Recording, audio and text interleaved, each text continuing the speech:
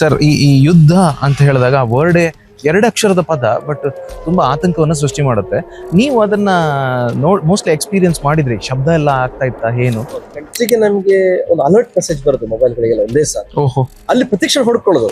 ನಮ್ಮ ಎಲ್ಲಾ ಮೊಬೈಲ್ಗಳು ಒಂದೇ ಸಾರಿ, ನಮ್ಮ ಸ್ಮಾರ್ಟ್ ವಾಚ್ಗಳು ಹೌದಾ? ಒಟ್ಟಿಗಿದ್ರೆ ನಾವು 5-6 ಜನರಿಂದ ಒಟ್ಟು ಸೌಂಡ್ ಕೇಳುವಾಗ ಅರ್ಧಕ್ಕದ ನಾವು ಭಯಪಟ್ಟಿರುವಂತ ಆ ಸೀನಲ್ಲಿ ಫಸ್ಟ್ ಸೇಫ್ ಆಗಿ ಹೋಗಿ ಬರುವಂತ ಒಂದು ನಮ್ಮ ಟ್ರಿಪ್ ನಲ್ಲಿ ಎಕ್ಸ್ಪೆಕ್ಟೇ ಮಾಡದೆ ಇರ್ತಕ್ಕಂತ ಈ ರೀತಿ ಒಂದು ಝೋನಿಗೆ ಬಿದ್ದಾಗ ಆಗುವ ಆತಂಕ ಬೇರೆ.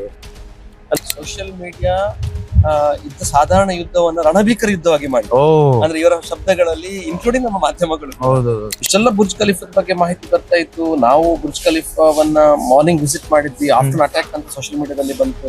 ಅದರ ಪಕ್ಕ ಎಲ್ಲೋ ಫೈರಿಂಗ್ ಆಯ್ತು ಅಂತ ಕೂಡ ಹೇಳಿತ್ತು. ಅಧಿಕೃತ ಮಾಹಿತಿ ಇರ್ಲಿಲ್ಲ. ಅವತ್ತು ಸಂಜೆಯೇ ಅಲ್ಲಿಯ ಶೇಖ್ ಮತ್ತೆ ಅವರ ಇಡೀ ಡಿಫೆನ್ಸ್ ಸಿಸ್ಟಮ್ ಆಡಳಿತ ವ್ಯವಸ್ಥೆ ದುಬೈ ಮಾಲಲ್ಲಿತ್ತು, ಬುರ್ಜ್ ಖಲೀಫಾದ ನೆಲಮಾಳಿಗೆಯ ಮಾಲಲ್ಲಿತ್ತು. ಅಲ್ಲಿ ಚಾಕ್ ಹೊಡೆದ್ರು, ಅದಕ್ಕೆ ಸೆಕ್ಯೂರಿಟಿ ಸಿಸ್ಟಮ್ ಇರಲಿಲ್ಲ, ಓಪನ್ ಆಗಿ ಬಂದ್ರು. ಸಂಪೂರ್ಣ ಅಲ್ಲಿಯ ವಿಡಿಯೋಗಳು ಮತ್ತೆ ನಮ್ಗೆ ಅಫಿಷಿಯಲ್ ಮಾಧ್ಯಮ ಅವರೆಲ್ಲ ಮಾತನಾಡುವಾಗ ಬಹಳಷ್ಟು ಕಾನ್ಫಿಡೆನ್ಸ್ ಅಲ್ಲಿ, ಸರ್ ನಮಗೂ ಮನೆಯಿಂದ ಫೋನ್ ಬರ್ತಾ ಇದೆ, ವಿಡಿಯೋ ಕಾಲ್ ಬರ್ತಾ ಉಂಟು, but this is Dubai sir.